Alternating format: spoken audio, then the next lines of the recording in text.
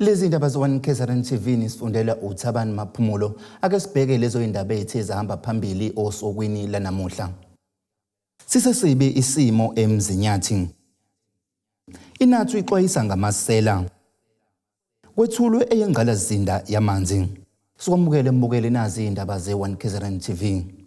Imndeni ekhahlanyezwe izikhukhula egcinwe ehholo lenkantolo yenkosi yesizwe samaqadi emzinyathi ithi khathazekile ngezenzo zokwebiwa kwempahla yabo esele ezindlini ngesikhathi bephephisa izimpilo zabo. Uzinhle Ximba uthi amasela asethole ithuba lokuzicebisa ngokuhlupheka kwabo. Usho kanje ngesikhathi ungqongqoshe umnyango wezokuthuthukisa komphakathi kuleli uLindiwe Zulu ehambele le ndawo ukuzohlola isimo. Bakhala ngesihluku sokwebela izimpahla labo abagcinwe ehholo lenkantolo yenkosi yesizwe samaqadi emzinyathi. Laba bababaza isihluku samasela asethole ithuba lokuyikhulisa ngempahla yabo abayishiye ngesikhathi bebalekela kuleli hholo ngenxa yokusabela izimpilo zabo ebisengcupheni ngesikhathi kekuhlasela izikhukhula. Inkinga into esikhathazayo njengamanje izindlu sishiye zodwa sebeyangena abatshontshayo basitshontshela izinto zethu ayiphephile njengami nje ngiqekezeliwe bakhona bazama ukugqekeza icapha ngiyificeza imagedugedu. Laba bebekhuluma nethimba lezindaba ngesikhathi ungqongqoshe womnyango wezokuthuthukiswa komphakathi kuleli uLindiwe Zulu eqhuba umkhankaso wokuhambela izindawo ezikhahlanyezwe izikhukhula nalapho ke enikezele ngezijumbana kulaba kanye ke nabanye abakhahlamezekile. Usibusiso Zungu ongomunye wabehlelwe umshophi ukubhidlikelwa umuzi uthi ke nakuba belithokozela usizo kepha bakhathazekile ngenqwaba engakasizakali.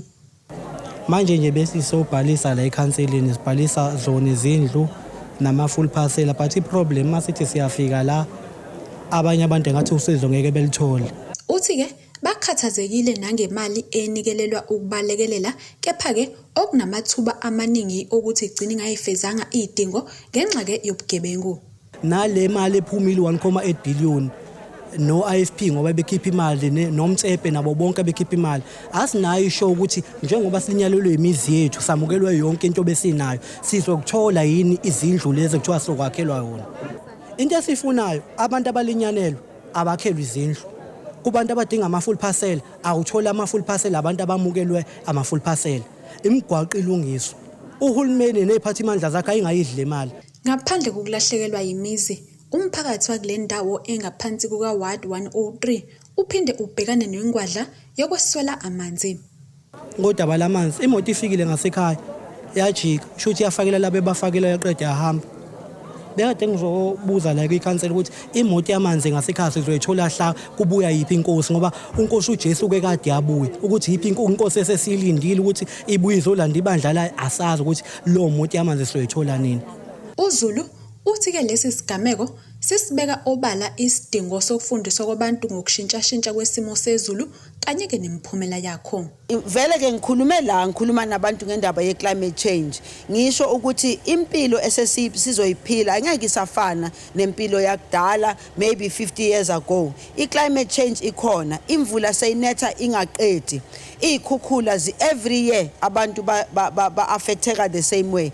Kusho ukuthi thina kufuneka sisebenzisane nabo abantu sibabonise ukuthi kufuneka sishintshe indlela esiphila ngayo sibafundiswe futhi ukuthi yini iminingi ye climate change. Ephawula ngovalo lokusetshenziswa kwemali ngendlela engeyiyo uZulu uthi ke kungaba lihlazo elikhulu kwaziseke imndeni ikhahlamezekile. Kuyafuneka vele silwise but ngiyacela bakithi uyazi abantu bahlelile abahluphekile kufuneka izindlu kufuneka ingubo kufuneka ukudla kufuneka konke lokho thina siyi Department ye Social Development City ama system wethu siyawenza ukuthi akwazi ukusincedisa ukuthi sikwazi ukulwisana nokhwaphilizo kodwa ke right now into esibhekeka kuyona kakhulu ukuthi labantu abahleli labangenazindlu kufuneka senzeni ngabo. Ezindabeni ze-1KZNTV kubi kuntombi khona Mvubu ngesethekwini. Lo bambe njengomengameli wenyunyana yothisha iNational Teachers Union I-Natu ngamafuphi uSibusiso Malinga ukuze umhlola wabantu abazosebenzisa ukuhlupheka kwabantu ukuze bazicebise bona njengoba kufanele kusizwe abantu abakhahlanyezwa izimvula ezinamandla nezikhukhula. Ekhuluma neziko lezindaba umalinga ukuthi osomathuba bazosizakala ngalesimo esibuhlungu kangaka ukusicebisa bona njengoba kwenzeka nakwimali yayikhishwa yokusiza ngesikhathi ihlasele igciwane le-COVID-19. Obambe njengomongameli wenyunyana yothisha i-National Teachers Union, uthi ayikho into ebuhlungu njengokubona abantu besebenzisa ukuhlupheka komuntu ukuzicebisa bona. Njengoba kufanele kusizwe imindeni ekhahlamezwe izikhukhula, kulandela ukuthi lesi sifundazwe sihlaselwe izimvula ezinamandla muva nje, imindeni eminingi yasala dengwane ingenayo indawo yokufihla ikhanda. Ngoba uthe bazofisa ukuthi ku-identifywe ukuthi kufuneka into engaka ezikoleni ezithile. Bese kuthi abasizayo beyothenga bafake lapho. Ngoba uma kukhona imali ekuzothiwa ingena kwifund ethile, sesike sabona eSouth Africa ukuthi sinenkinga engakanani. Imali ze-COVID ayihambanga ngendlela. Nazo zonke imali uyekufica ukuthi zisebenza njengama relief funds zigcina zinga-accountelwa okusho ukuthi ingena kubantu abathile. Sinawo ama-opportunities angasizakala futhi nangalesimo esibuhlungu kangaka. Ufica ukuthi kufakwe imali yezamba ezinkulu bese uthola ukuthi aziwenzi umsebenzi ofanele. Ngakho thina njenge-National Teachers Union we believe ukuthi kufanele establishwe bese ke siqala ke sibuka ukuthi where we can come in and assist. Ikakhulukazi izintweni ezibhekele ukufunda nokufundisa. Ubezezokalisa ukungenami kwakhe ngodaba athi basaliphenya lapho kunesikolo okwavaleleka kuso othisha kanye nabafundi ngesikhathi kuhlasela izimvula ezinamandla naso ukuba untamo olukhuni kukathisha Nhloko. Ubese ekhuthaza ukuthi labo thisha nabafundi abadlule kulesi simo esinzima bathola ukululeka ngokwengqondo. Kukhona isikole la kwavaleleka khona othisha nabafundi mangaphosisa abafundi abawu-40. Uyabona ke kwababuhlungu kakhulu ke lapho uma uthola leso simo ngoba awazi ukuthi kanti eSouth Africa kufanele kwenziwe njani. Uma kukhona umbiko othi ngenxa yezikhukhula kuvaleleka othisha endaweni ethile, inkinga yabakhona kakhulu uprincipal was nowhere to be found. Uzwe kuthiwa uprincipal babesha abazali ukuthi asikhishwe isikole, bekhala nothisha nama-HOD abika kubona. Manje abantu ke mabese ezikhundleni they don't want to listen. Leyo nto esuke icasule kakhulu. I-psychosocial support iyafuneka. Ubese veza ukuthi imbangela eyenza ukuthi izikole zivulwe ngoLwesibili ingoba bebefuna ukuthola isibalo sabafundi nothisha abathikamezekile ngenxa yalezi zikhukhula. Njengoba kumanje kusanabafundi abahlanu abasadukile bangakatholakali. Okubuhlungu kakhulu ke sigcine sithola ukuthi kunabafundi abagcine bebahlanu abebenyamalele. Uma ubuka isikhathi benyamalele singasho ukuthi mhlambe sebeyiluzile impilo yabo. Ukuvulwa ke kwezikole sibona ukuthi kuhle ukuthi ivulwe izikole izolo. Lokho kusilekelela ukuthi singabi nama figures esiwacabangayo. Uma zivulwa izikole othisha besebenzisa ama register kulula ukubona ukuthi zingaki izingane engafikanga esikoleni bese ku-establishwa lapho. Ezindabeni ze-1KZNTV kubi kuzamando sicele ngisempangeni. Njengengxenye yokubhekana nenkinga yokushoda kwamanzi ungqongqoshe womnyango wezokubusa ngokubambisana uSipho Hlomuka udlulisele ngezimoto ezithwala amanzi kanye namathangi agcina amanzi eThekwini. Lokhu kwenziwe ngenhloso ukulekelela lezo zindawo ezisithole ezintula amanzi ikakhulukazi kusukela kuhlasele izikhukhula ngenxa yokuphazamiseka kwengqalasizinda. Uhlomuka ukuthi lezi moto zizolekelela kakhulu kwazisa imenze impilo kubantu abaswele amanzi. Njengoba kusukela kuhlasele izikhukhula ehlasela isifundazwe KwaZulu-Natal kusukela emasontweni amabili edlule, imiphakathi eyakhele sona lesi sifundazwe ikakhulukazi ke eindaweni eziseThekwini, isemgungundlovu kanye nokumasipala iLembe zikhala ke ngokushoda kwamanzi. Lokhu okuze ke kususe umsindo njengoba ke abantu baze babonakale bebangawona ke amanzi. Ungqongqoshe womnyango wezokubusa ngokubambisana nezindaba zomdabu esifundazweni uSipho Hlomuka usengeneleleke ke kulona lolu daba njengoba enikele ngama-truck noma ke amaloli athwala amanzi angama-25 ngenhloso ke yokusiza kusona ke lesimo. We procured static tanks. We also procure water tankers for only few days. Because as they restore water in some areas, we are going to take out the short-term intervention because we want our people to receive running water, the clean water. We can't wait for our people to have no water because water is life. That's why we have procured this number of water tankers. That's why we were able to get static tanks for eThekwini, for Ilembe district, and for Oku, and also part of Umgungundlovu, because we want to ensure that all those coastal municipalities that have been affected by these heavy floods, they also get water. Njengoba ke imiphakathi eminingi ehlomula amanzi ngokuthuthelwa ke izona lezi moto eziletha amanzi iyeke ikhale ngakho ke ukudayiselwa wona lamanzi loyo ke obebambe njengemeya kaMasipala iTheku elingomunye komasipala abathe bahlomula namhlanje uNkosenhle Madlala uthi ke bazokwenza isiqinisekiso sokuthi lezi moto ziphelezelwa amaphoyisa kaMasipala ukwenza isiqinisekiso sokuthi uyaphelanya lo mkhuba.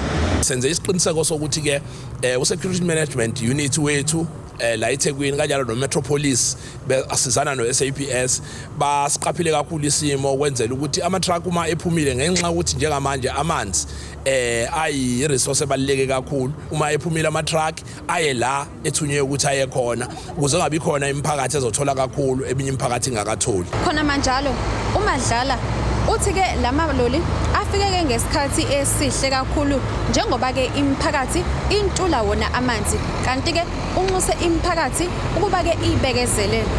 Sinama truck angaphezulu ka 100 kwi circulation njengamanje asupply ama communities ahlukene ngamanzi kodwa bekuveze kunesidingo sokuthi sithole athe ukuthi xaxa lawa ke esiwanikezwayo njengamanje sizozama ukuthi wona siwayise eindaweni ezifana nezibhedlela ama clinic indawo zabantu abadala ama crash nazo zonke ezinye indawo la kunabantu khona abaningi endaweni eyodwa ukuthi kwazi ukuthi alekelele khona lokho kuzosisiza kakhulu ukuthi la ama truck akade vese sekhona kwi circulation aphakele imiphakathi ukuze ikwazi ukuthi impilo iqhubeke. Ezindabeni ze-1KZNTV kube kuntombi khona Mvubu eThekwini. Ikomiti elibhekelele ezokuthutha eKingcetshwayo obuka PLC lithi konke sekulele kumakhosi amahlanu abawamele ukuthi basukumele udaba oluthinta umgwaqo uP700 olokwaqala ukwakhiwa ngonyaka 2014 kuze kube yimanje awukaqedwa. Uhlalo waleli komiti uSibusiso Majola uthi bakhathazekile ngokungapheli kwalomgwaqo kwazise iwona osetshenziswa kakhulu umphakathi uma uya edolobheni impangeni. Lona umgwaqo uP700 oxhuma emgwaqweni uR34 wasempangeni kanti ukwakhiwa kwalo mgwaqo kwaqala ngonyaka 2014 kuze kube manje lutho ukuphela. Ikomiti elibhekelele ezokuthutha eKingcetshwayo selizwakalisa ungenami ngokuhamba kancane kokwakhiwa kwalomgwaqo njengoba umatasa usetshenziswa izithuthi zomphakathi ikakhulukazi lezo esibheke edolobheni impangeni. Sikhathazekile ngomgwaqo P700 lo mgwaqo lokwaqala la ngo2014 namanje awupheli inkinga yethu awuhambeki noma siye edrobheni sasensela umgwaqo usuku nosuku imoto zabantu ziyephuka amatekisi amabhasi ingane efunza esikoleni ayikwazi ukufika nabasebenza abakwazi ukufika ngesikhathi emsebenzini njengamanje sinenkinga njengamanje le contract ekhona esayithini basitshela ukuthi nge22 kuyo lenyanga iyagcina ebese sinethemba ukuthi makukhona okukhona sinethemba ukuthi kukhona kuzoqhubeka manje bakuhamba yona nje sibona ukuthi kuyaphela yonke into abakuthatha isikhathi ukuthi incontract iphele ibuye. Okusukumise leli komiti elihlanganisa amakhosi amahlanu angaphansi kwesifunda iKingcetshwayo ukushintshashintshwa kwezinkontileka ezakha lomgwaqo ngenxa yokuphela kwemali. Kubikwa ukuthi nalenkontileka ekhona izogcina ngalenyanga kaApril mhla zingama20 kwephezulu. Sikhulumile nohlalo wePLC yokuba bufezi. Sayibhala incwadi lokho ebuya nempendulo cha bazosi-attenda. Wafika ubaba uZondo semnyangweni. Sakhuluma naye futhi athi hayi kuzolunga. Ekugcineni maye sithe kuzolunga sinezi insuku amasonto amabili wahamba emvalo akakwenzeki lutho. Last week kade sihambile thina uqobo siyiPLC sayeMaritzburg. Sayi office lika mama uNkonyeni. Safike sangamthole office kamama sithe basihlelela meeting naye. Safike sangamthola kodwa safike sawushiya umbiko ke e-office lakhe cha siPLC esuke emakhosini aseKingcetshwayo edistrict sihamba ngodabo nje asikhala ngomgwaqo uphise osuhlala eminyaka unyaka 14 lo awupheli umgwaqo namanje siyaze siyithola impendulo. Ngicabanga ukuthi njengamanje step esilandela ukuthi siye emakhosini onke amakhosi athinteka mhlawumbe ngabe abaphathi noma izikhulu zakwa transport mhlawumbe sebebizwa umnyango unakhuza namakhosi bazoswa ngoba thina sesikwenzile konke bekufanele sikwenza asiphenduleka kwenzeki lutho cha sekufanele udasuluse emakhosini akuyibona abanikazi bomhlaba mhlawumbe sekuyibona abakhuluma noma sebacela mhlawumbe bazoza bese beyasabela ngoba thina njengethu sesikwenze konke bekufanele sikwenze. Kanti unganakwa kwalenhlangano yezokuthutha kungase kususe ulaka emphakathini njengoba ufuna ukuvula nalapho kuvalwe khona ungakoqedelwa khona ukwakhiwa komgwaqo. Imizamo yokuthola bomnyango wezokuthutha ayizange iphumelele kwaze kwashaya isikhathi sokuya emoyeni. Bukele isaya ekhefini siyabuya neindaba.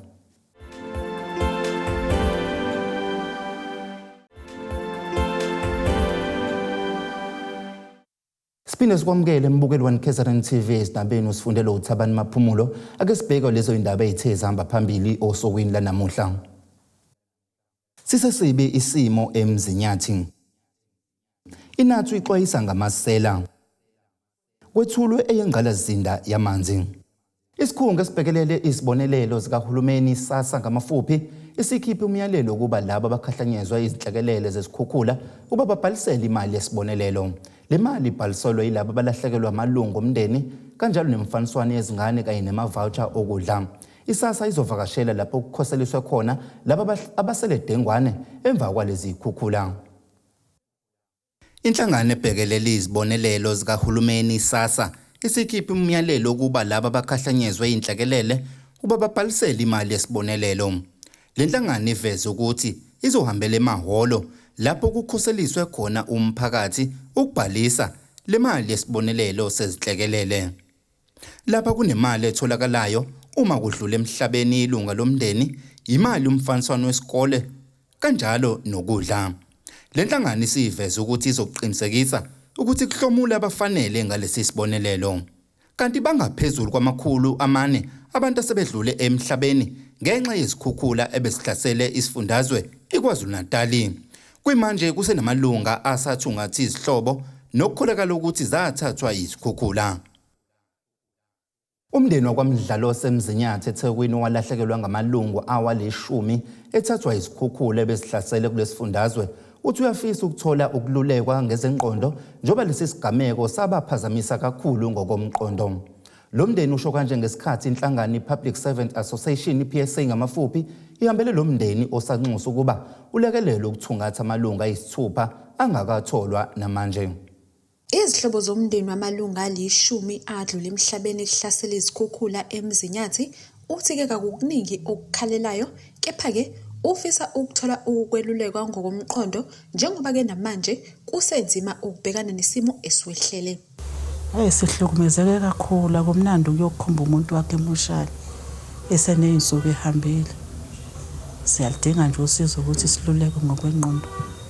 Kakhulukazi abantwana bakhe njengalona nje osothi ubazi kahle kakhulu. Uyena ohamba evula lapha ebona ukuthi lo angiyamazi, lo angimazi, lo angimazi. Sihlukumezeke kakhulu. Kodwa nje bese sifisa nje ukuthi nje sibabeke sale bephumula la bese esesibatholile. Singathi siyabonga ukuthi basikhathalele nalabo abasukumile bahamba bayofuna. Siyalibonga noma singakadeli kahle ukuthi asezokuba noma sizazobathola laba esingakabatholi.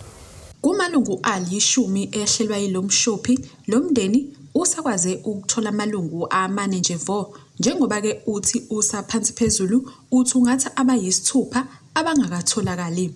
Okhomela lo mndeni usindisiwe uthi-ke babuhlungu ngokudlula emhlabeni komunye wabasebenzi abebezama ukutakula izidumbu ezidlule emhlabeni ngalesi sikhathi. Uthi-ke ukungatholakali kwalezi idumbu eziyisithupha kusamisense uhlelo lokufihlwa kwalaba asebetholakele. Bekuyinkinga kakhulu ukuthi besingakabatholi labantwana abawu-6 bekusafunwa bona kusahanjwe emoshali nemfula. Akekho nje osetholakele kulabo abawu-6 tholakale 4 iwona-ke lo sesihlonzile sabonke siyabazi laba abawu-6 akakatholakali noyedwa.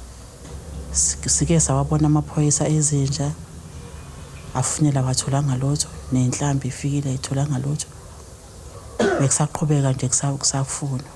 Sadidekile sisalokhu sibeka ithemba noma silibona nalo ukuthi liyaphela manje ziyanda insuku ngoba sebeqeda iviki bengatholakele njengamanje nje abanye bahambile bayimosha lepha enjalo nabo ngathi bathole lutho. Kuze kube imanje babalelwa ku-448 abantu asebebikwe njengabadlulile emhlabeni kanti ke bakhona nabangakatholakali. Inhlangano EPSA inikele kulomndeni ngenhloso ke yokulula isandla. Ophethe lenhlangano esifundazweni uMlungisi Ndlovu unxusa ke abasebenzi ikakhulukazi bezempilo ukuba ke bayinikele ukusiza nakulemndeni esadinga usizo lwezokwelulekwa ikakhulukazi njengalo. Siyawanxusa ke nabasebenzi ukuthi abanikele emphakathini la khona abantu bedinga usizo njengoba beshonela abantu bedidekile. Siyanxusa ke siyisizwe sikhohlwe into eziningi ezahlukahlukene sinxusa abantu silethe impahla zokugqoka ezisagqokeka ukudla izinto zokwakha umuntu onekhono lakho udokotela uthisha unurse akasondele sikwazi ukuvuselela iKwaZulu Natal. Ezindabeni ze-1KZNTV kubi kuntombi khona Mvubu ngiseThekwini. Mbukeli asiye esitolo siyabuya neindaba.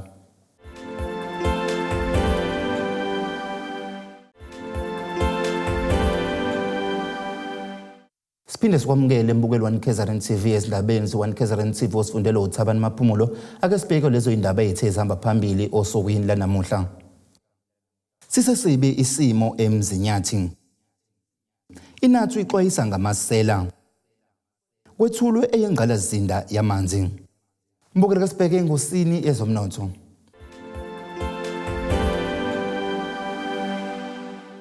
Irandi lu 15 rand 6 cent maliqhathaniswa nedola lasemelika libu 19 rand 59 cent maliqhathaniswa nopondo waseBrithani libu 16 rand 28 cent maliqhathaniswa ne-euro kanti igolide lona libiza 1941 US dollars 71 cent i-ounce kuthi olungahluziwe bu 107 US dollars 25 cent umphongolo. Mbukeli ke sibheke engosini ezemidlalo.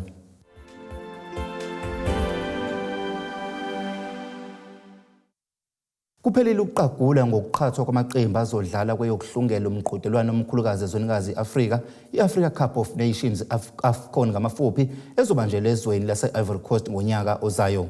Iqembu lekusizwe lakuleli bafana iqhathwe kuyiqoqo K kanye naMorocco, iLiberia kanjalo nomakhelwane iZimbabwe.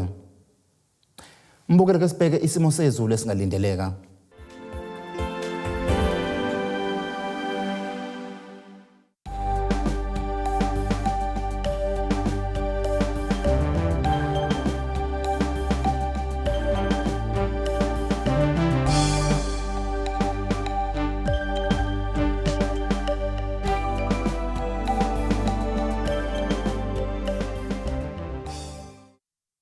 Mbukeli singakho bese kuphathele zona siyithimba lesindaba le1KZNTV izindaba zipheli ukuphela isikhathi nisale kahle.